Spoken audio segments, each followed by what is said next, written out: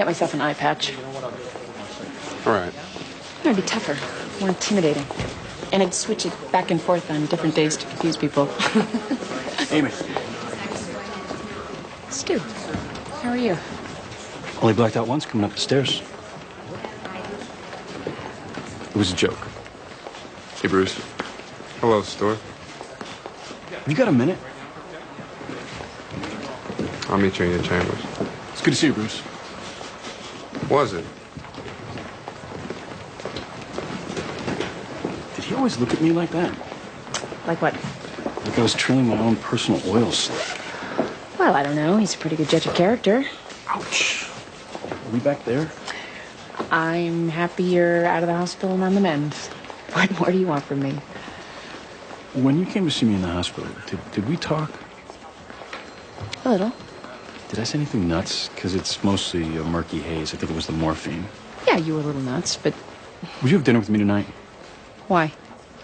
Came to visit me in the hospital? You brought me books? Well, that doesn't mean I like you, Stuart. Oh, so that was because you feel guilty about giving me a near-fatal heart attack? I didn't give you a near-fatal heart attack. You told me to blow it out my butt, which caused my heart to stop. Oh, blow it out your butt, Stuart. See? It wasn't my fault. When I had no one else in the hospital, you were the only one there for me. Now I'd like to celebrate being alive by buying you dinner. If you don't enjoy yourself, I promise I'll never hit on you again. Promise? Cross my heart, hope to die. Yeah, and with me, you know that's more than just idle talk.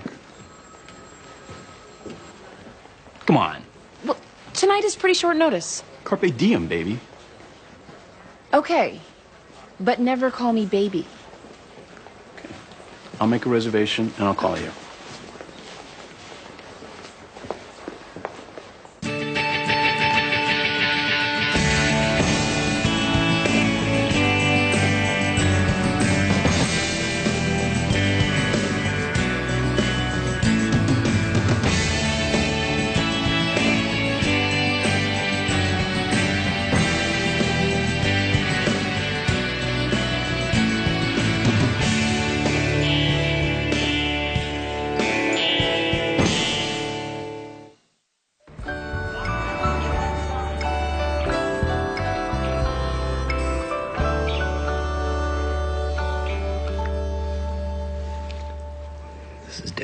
Mm-hmm.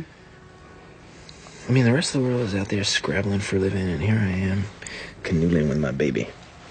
In the middle of the afternoon. I mean, how many other people... You know how I appreciate it when you're appreciative? Yeah.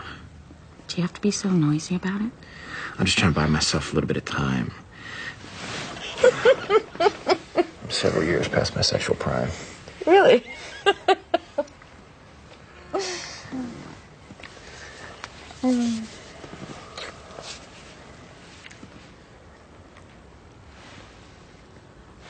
What is that? You know perfectly well what that is. No, that. What is that? It's nothing. What time is it?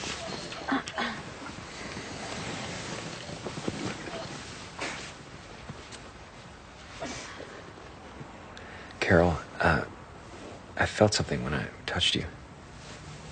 You're supposed to.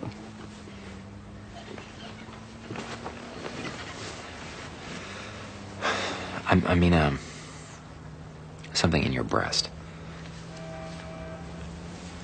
I'm trying not to use the L word. A lump on the left. It doesn't mean anything. I'm fibrocystic. It's hereditary. All the women in my family have breasts filled with tapioca. That's an interesting image. Don't worry about it. I don't...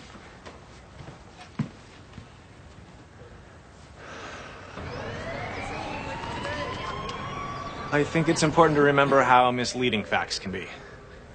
I tend to find the facts rather factual, Mr. Hanna. Are you intending to prove that your clients weren't the ones who burst into an authorized after-school activity, hassled the participants, damaged student and school property, and then topped things off with a round of egg throwing? No, Your Honor, but I will put their actions in the proper political context. What might appear to be vandalism was, in reality, a protest against the erosion of the separation of church and state. With eggs? Well, by any means necessary.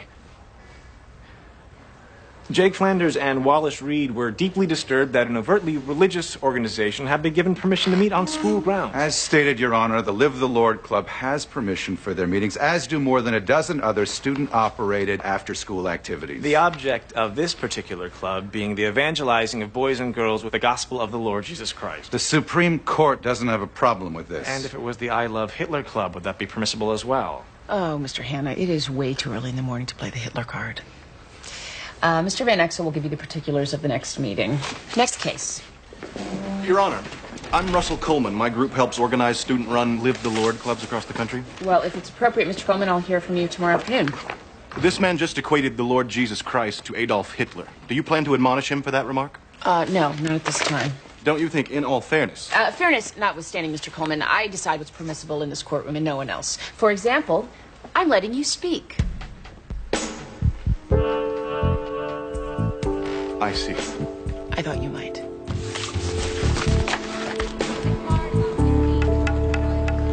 So you had this checked, and you know that it's nothing. Don't fuss. I hate it when people fuss. I'm not fussing. I just want to know that you're okay. I'm okay. So it'd probably be a good idea if we both get checkups before moving to San Francisco. Just have some basic numbers. Good idea.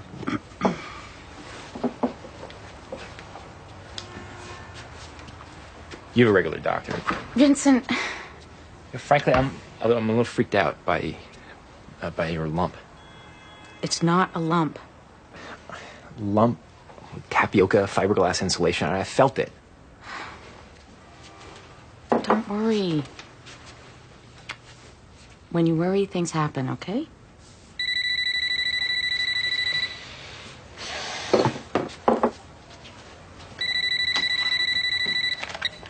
Hello?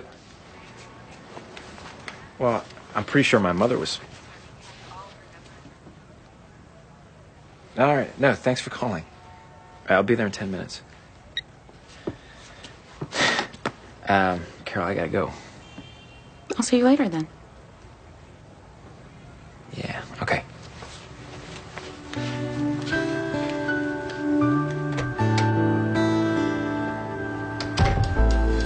I thought it important that we have Mara's picture here so we don't lose sight of what this is all about.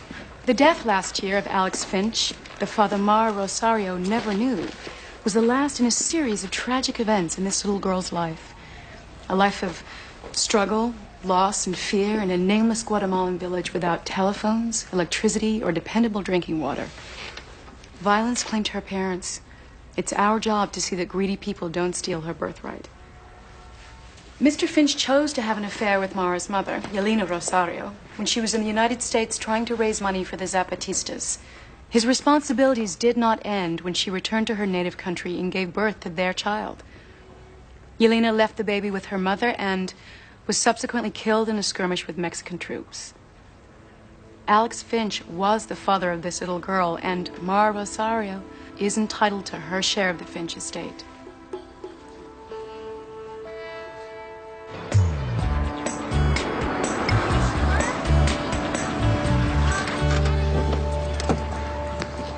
Hey.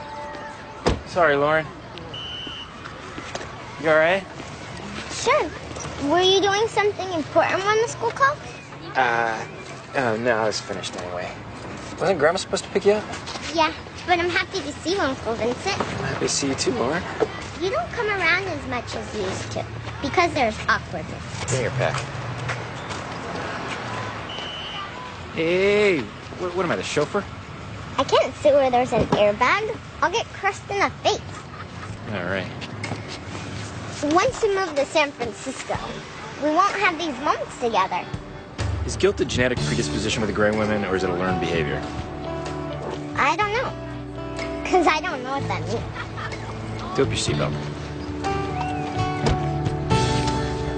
Your Honor, Alex Finch was many things.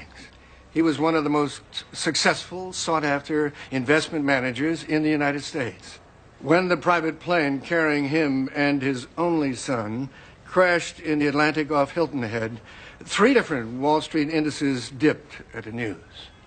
But he was not the father of this child. More important, he had no knowledge of this child's mother, a woman who is tragically, and I feel compelled to add, conveniently deceased.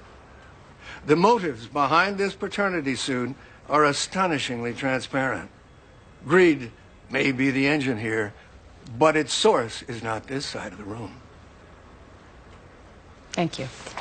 Okay, I'd like to hear testimony tomorrow with all parties ready at 9 o'clock. What do we have next?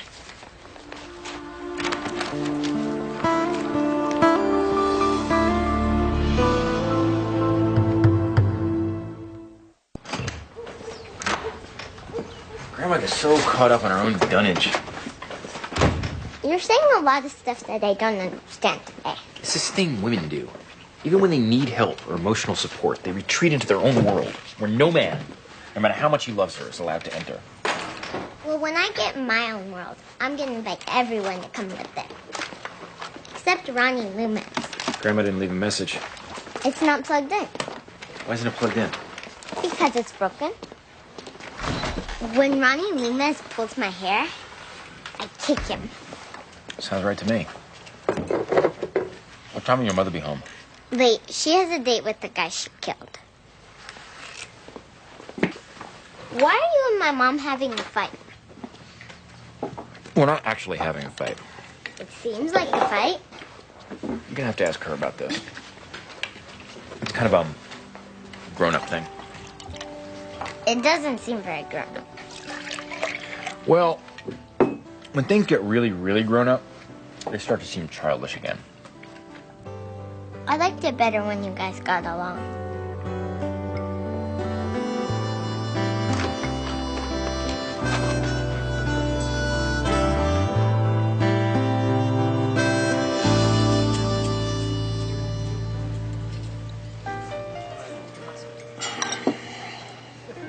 Oh my God, that is so hot. What? The coffee. I'm not allowed to have it anymore. Why not? I had a heart attack. You have a really short memory, don't you? No more caffeine. You don't want to know all the things that can't happen anymore. Apparently, I had too much stress in my life. Who knew? I thought you liked stress. You certainly created enough of it. I did. I love doing stuff other people couldn't handle. I used to be fearless. And now? Now, I'm a little scared. So this heart thing, is it genetic? No, actually, it's something I managed to do all on my own. It's amazing what you can accomplish when you put your mind to it. You've accomplished other things. Yeah, I thought I'd be a member of Congress by now. Well, I don't think any of us is where we thought we'd be. What did you want? I wanted to be the CEO of a large multinational corporation. And what do you think your 19-year-old self would think of you now? That I'd screwed up. Living with my mom. Being a civil servant. Yeah, I'd think I cracked. I couldn't handle the pressure.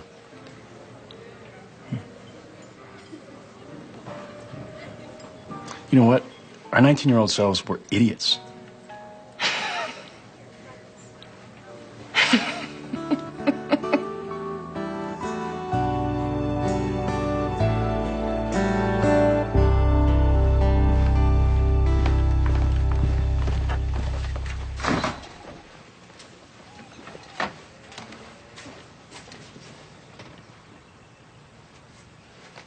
I spent the night. Okay. Why? Because Mom never came home last night. Somebody has to watch Lauren. I asked Mom to watch Lauren. Amy, I think the important part of that statement was Mom never came home. Did she call? Your answering machine doesn't work. Well, I'm sure it has something to do with work. Sometimes she spends the night at Sanctuary House. That's probably nothing. I'll check around. Will you call me? I mean, when you find her? Yeah. How's Carol? Fine. Will you please stop talking down our decision to move to San Francisco, at least around Lauren? What? Plus, she keeps asking what's going on between you and me, and I don't know what to say. Neither do I. Well, I think it's your responsibility to tell her. Tell her what? Well, it's simple. You hate my girlfriend, and you resent my decision to move away with her. Perhaps you could find some motherly way of explaining that to your daughter. Vincent, she had the school call you. Did it ever occur to you that Lauren might have her own feelings about you leaving? She's obviously picking up on your attitude. Do you want us to be happy about it? Because the way you're behaving, that's exactly what you're going to get. Pure happiness as we wave goodbye. Amy, not everybody's going to live with their mother their whole lives.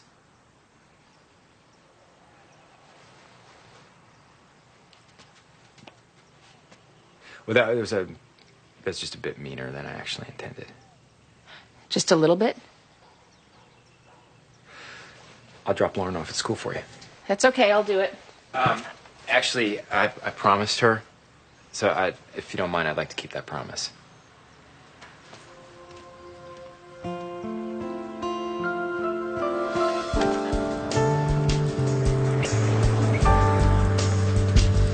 So, you admit you and Jake Flanders disrupted the meeting of the Live the Lord Club. Things we did as a protest. And the Founding Fathers were very sure about how church and state should be kept separate. It's an important part of the Constitution. We wanted to make sure that everybody knew how bad it was for public things like a school to mix with religion. So you threw eggs at your fellow students. A man's got to stand up for what's right. A school's a school and a church is a church. Thank you. Your Honor? Whose idea was it to bring the eggs? Mine. Why eggs? Well, they're messy and gross. Cost a lot less than paintballs. I see. So you're interested in American history? America's the greatest country in the world. Can you name me the U.S. Attorney General? Bill Reno? Can you tell me anyone on the Supreme Court? Well, there's Clarence something. Clarence Thompson. Something like that. Who was the president during the Revolutionary War? Lincoln. Thank you. You can step down.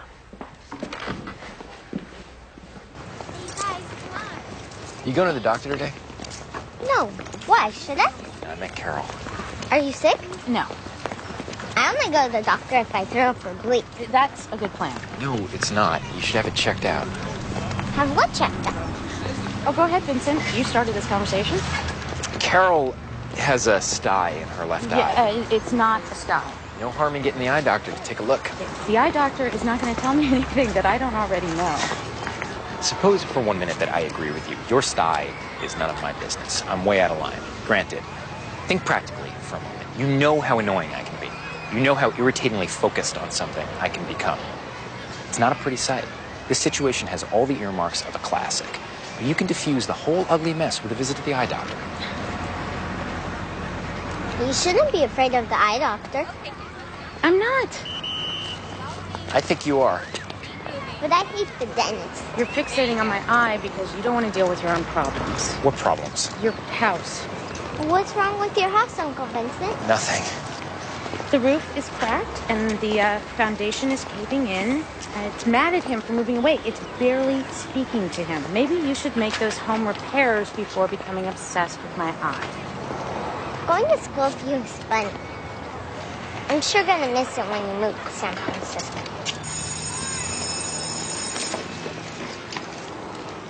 You're treating this as though I'm not in it, but I am.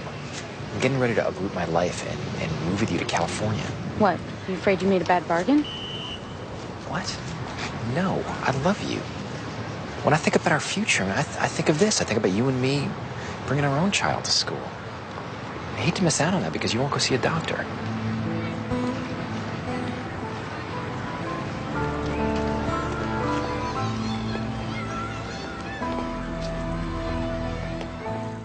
Mrs. Finch, how long had you been married to Mr. Finch at the time of the accident? 18 years. How would you characterize that relationship? In 25 words or less? In whatever words you choose, Mrs. Finch. It was a marriage, with all that that implies. There was occasional stress. Of course there was. People think having money in any quantity means you don't have problems. You still have problems. The scenery's different. That's all. But I know that Alex loved me, and I know that he loved our son, Ronnie. We both loved Ronnie. Mrs. Finch, did your husband ever confess to you any infidelities during your marriage? Yes, in 1988, possibly 89. It was a very difficult time for us. Did your husband ever mention the name of a woman, Elena Rosario? No. So though your husband had been forthcoming in the past, he never indicated that he was having an affair with an illegal immigrant from Guatemala. If he had, I would have remembered. Thank you, Mrs. Finch. Miss Weldon. Mrs. Finch, did you ever confide to your husband about your extramarital affairs? Your Honor. Way ahead of you. Ms. Weldon. I'm merely curious if the witness was always as honest as she claims her husband to have been. Bank the fires of curiosity. Can I say something, Your Honor? Of course. I'm not saying Alex was a saint. He wasn't. But if he was going to have an affair, it wouldn't be with a communist from Guatemala. The man raised $100,000 for Bush. Well, clearly he was ambivalent about his politics. He wasn't ambivalent. He was a Republican. He could be as charming as he could be infuriating. Occasionally he could be both at the same time. Often, actually. He was also the most tender, loving man I ever knew. And the most honest. He's gone. So is our child. Now, I do not want to idealize my husband. He would hate that. But I am not going to let people tell lies about him either. Thank you, Mrs. Finch.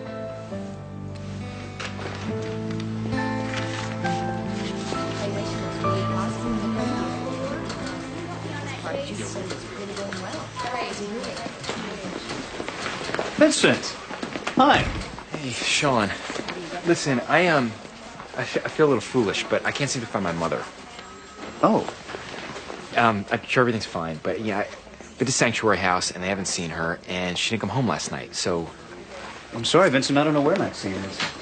But couldn't you page her or something? I've been paging her since yesterday and she hasn't responded. Which, unfortunately, is not that unusual. She doesn't like to be checked up on. When I saw you, I hoped you might know something. No. You say you already talked to the people at Sanctuary House? Yeah. I think we better find her. Thank you.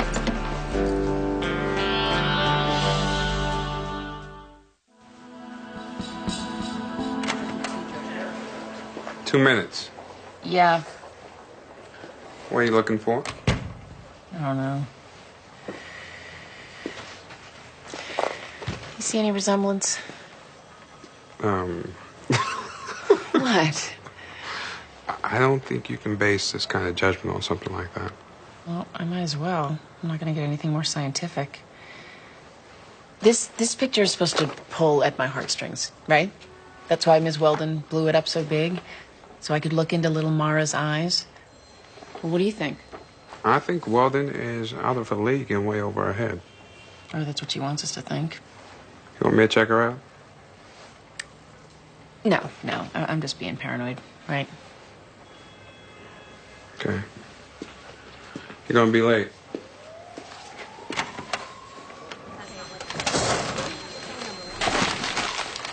It's like we're staring at the mind of Maxine Gray. And I'm frightened.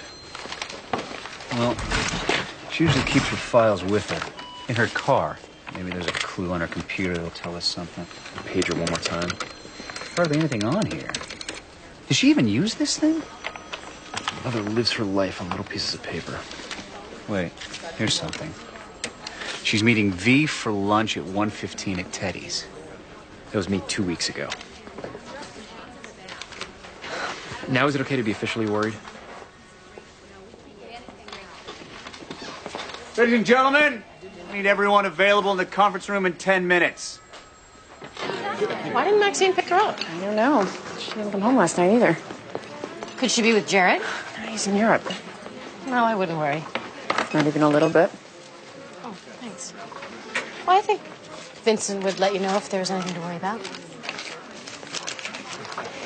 Peter and I were thinking the four of us should go to dinner. You mean me and Stu and the two of you? No, I meant Vincent. I thought you hated Stuart. I did. I mean, he was a shark. Was? Well, he's different since the heart attack. He's gentle. Well, people do change. Well, I don't know. You think he's being nice just to get you into bed? Well, I wouldn't put it past him. I mean, the old him. If there's a new him, that... I'm a little confused. When I first met Peter, he was pedantic, opinionated, and a bit dorky. He's changed a lot, don't you think? Mm-hmm. Not to mention a certain other person. I knew a girl once, broke hearts right and left. She thought nothing about turning to a guy on a date and saying, "I'm sorry, this isn't working out for me. Let's just cut our losses and say goodnight." And then she got her heart broken and became kinder and more caring. Do you mean me? What do you think of the double date idea? With Stu? With Vincent. Not a date, just... We really want you to make peace before he moves away. Who's we? The family. The whole family.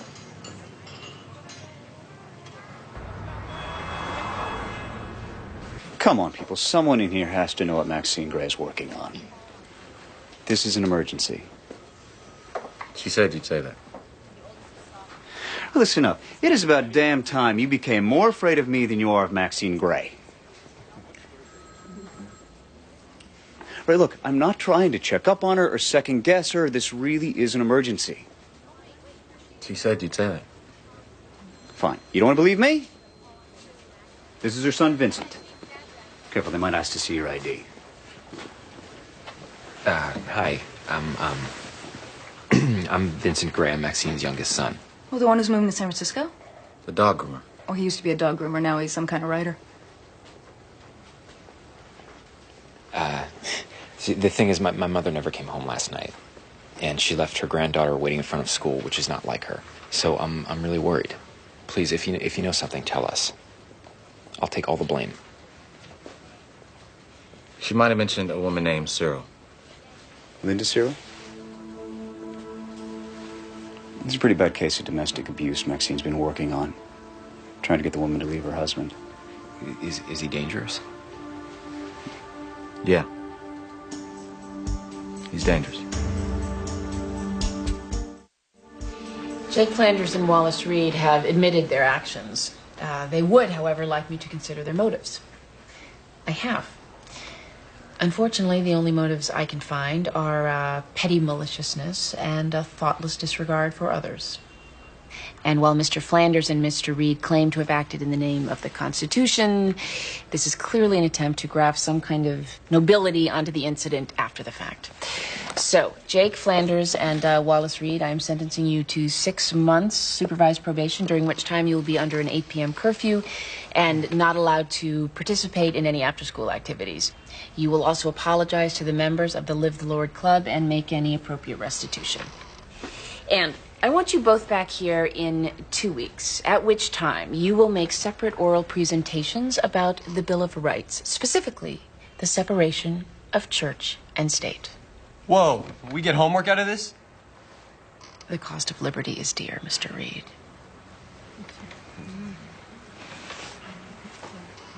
Ten minutes. Your Honor, I must protest. Well, the steps of the courthouse are out that door, down the steps and to the left. 6 months probation? That's nothing. I think these boys would disagree. These boys need to be punished. Mr. Coleman, we're done here. This is the worst sort of political correctness. If these boys had disrupted a group of feminists or homosexuals, you would have leapt at the chance to make an example of them. First, Mr. Coleman, I'm going to do you a favor. I'm not going to cite you for contempt. Second, perhaps you'd like to get together with these boys as they do their constitutional homework. The law is not an excuse, and it's not a blunt instrument. It's a balancing act, and the only way it works is if it works the same for everyone. If you'd like to see this for yourself, you're welcome to sit in this courtroom for a month or two, provided you keep your mouth shut. Come on.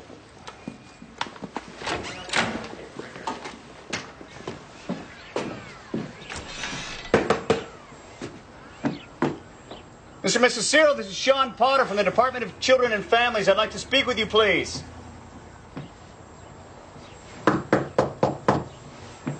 There's nobody home.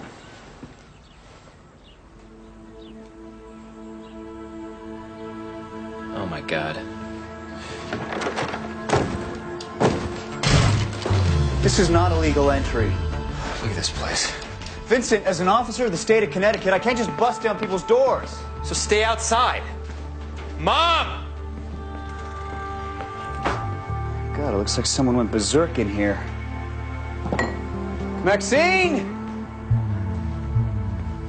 Okay, there's no blood, so that's good. Wait, that's the silver lining? There's no blood? Let me have your phone. Mom! Hello? With the Department of Children and Families. Hello?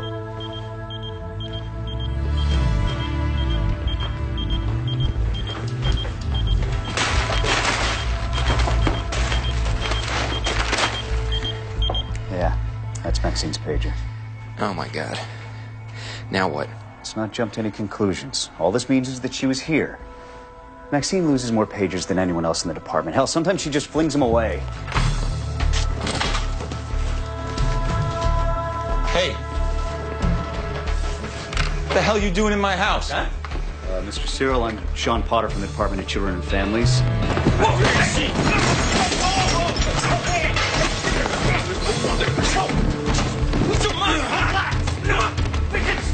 No!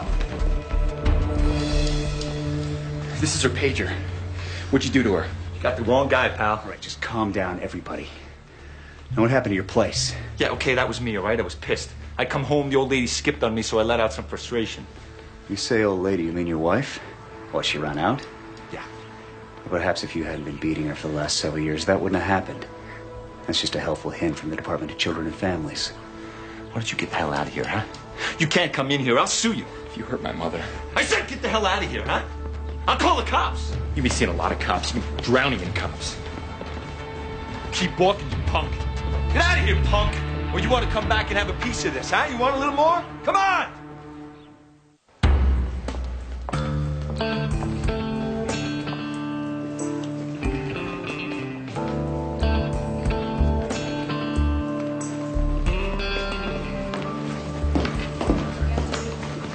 Isn't that one of the state's attorney's investigators? The less we talk, the better. Why? You need to put me on the stand. Why? If I tell you, it'll be ex parte communication. Yeah. Do you have something good? Right. Don't say anything. Just walk away. How will I know what to ask you? Right. Don't say anything. Just walk away.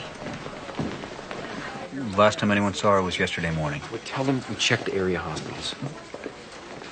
Detective, I know all about the 48-hour rule when it comes to missing person cases. Isn't there some way we can streamline... How about a little professional courtesy here? This woman is a dedicated social worker, and we have very real fears for her safety.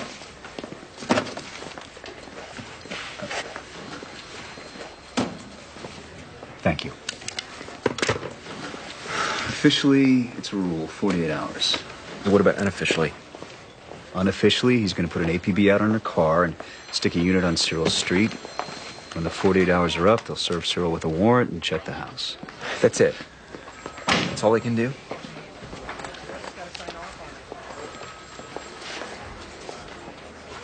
Miss Walden has informed me that she's unable to predict when a DNA sample or a birth certificate will be forthcoming, so I'm afraid we are at an impasse.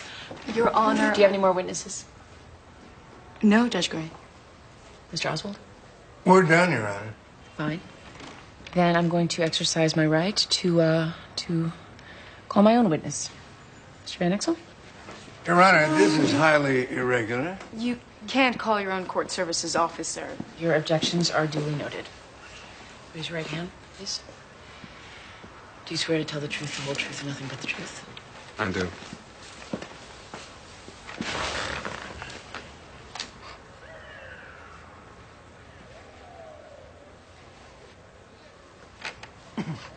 Have you come across information that is pertinent to this case, Mr. Van Exel? Yes. Objection, narrative. You're right. Sustained.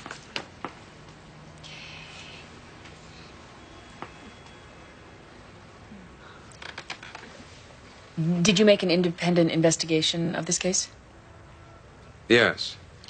I asked an investigator in the state attorney's office to verify Miss Weldon's credentials. Objection? Relevance? Denied. Did you find an aberration in her credentials? No.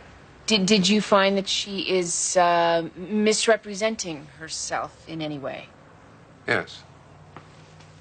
Miss Weldon is not an independent lawyer. She works for a firm in Miami. I am an associate in a Florida firm, Your Honor, but as a member of the Connecticut Bar, I am independent. Can you tell me what Miss Weldon's Florida associates have to do with this case? Yes, I can. Miss Weldon's firm is litigating 16 cases in 5 states, all on behalf of Guatemalan orphans, each fathered by a wealthy American, killed in, 12 air crashes, 2 automobile accidents, an avalanche, and a ferry boat sinking. Your Honor, the defense moves to dismiss the civil suit with prejudice. Granted. You may step down, Mr. Van Exel. Thank you, Your Honor. Wait. I'm also ordering You're the transcripts of these proceedings be delivered to the state attorney, to the Bar Association, to the Immigration and Naturalization Service, to the State Department, to the Department of Consumer Fraud, and anybody else I can think of. You, Ms. Weldon, are why there are lawyer jokes. Next case. Well, yeah, it was a judge's dream. Putting an entire firm of lawyers behind bars. Florida lawyers. I've been ambitious. I've cut corners, I admit, but to take advantage of a parent's grief and starving children? I mean, can you imagine what they've done to their karma? You believe in karma? I don't know. I've never actually said the word without canic. Canic? Karma? Canic? Car mechanic? You're a terrible listener. Then why are you talking to me? Maybe because I killed you, and now I feel guilty. You did me a favor. A heart attack's supposed to be a signal to slow down and reassess your values, your goals, consider your karma. Yeah, I think Dick Cheney pretty much ruined that for everybody. Pretty much. I gotta go home. Gotta see if my mom showed up. Right. I mean, not that I'm gonna be sleeping. I'm gonna be balancing my checkbook and watching infomercials now. Because of me? No, because of this bad courthouse coffee. Oh. Okay. Just take a little whiff.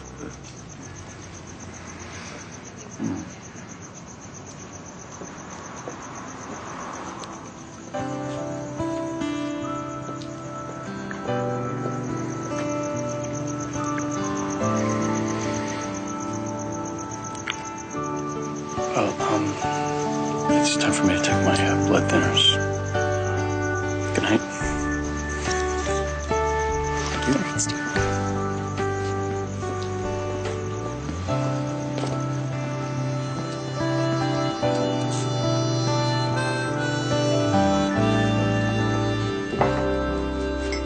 I used to think that I was good at waiting, sitting around.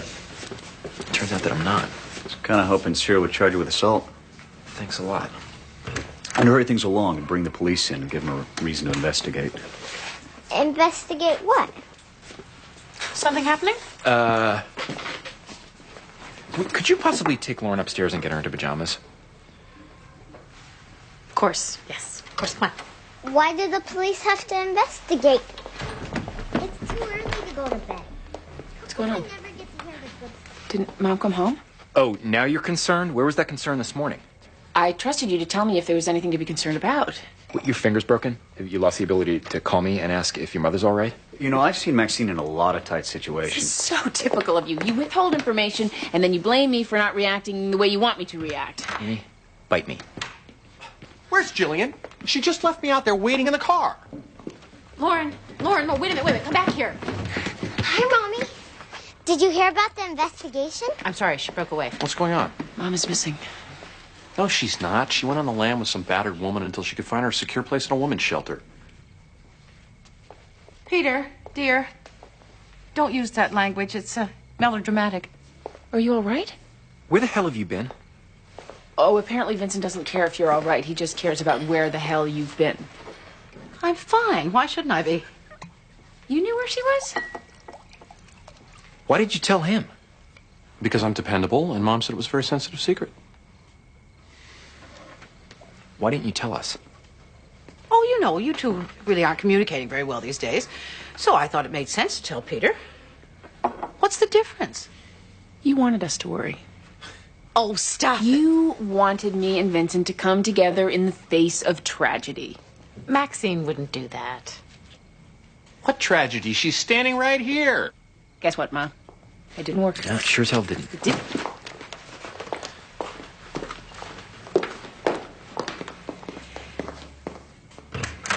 I'm going to bed. Night.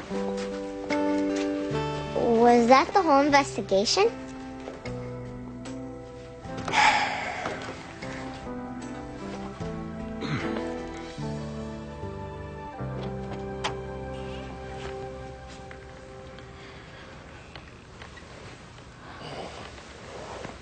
Carol. I'm sorry, I didn't mean to wake you. You all right? Did you find your mother? Oh, God. Even for the Greys, it was award-winning passive-aggressive manipulation. We thought Mom was strangled and buried in a shallow grave. As it turns out, she was just in a motel, trying to teach Amy and me a lesson. Are you coming to bed? You win. I'm gonna go see a doctor tomorrow. About the lump. Hey, come to bed. This is the part where you say, Carol, I'm sure it's nothing. Carol. I'm sure it's nothing.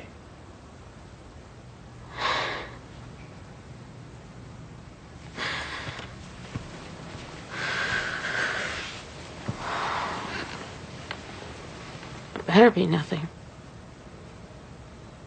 Because if there's anything wrong, it's your fault. That sounds reasonable.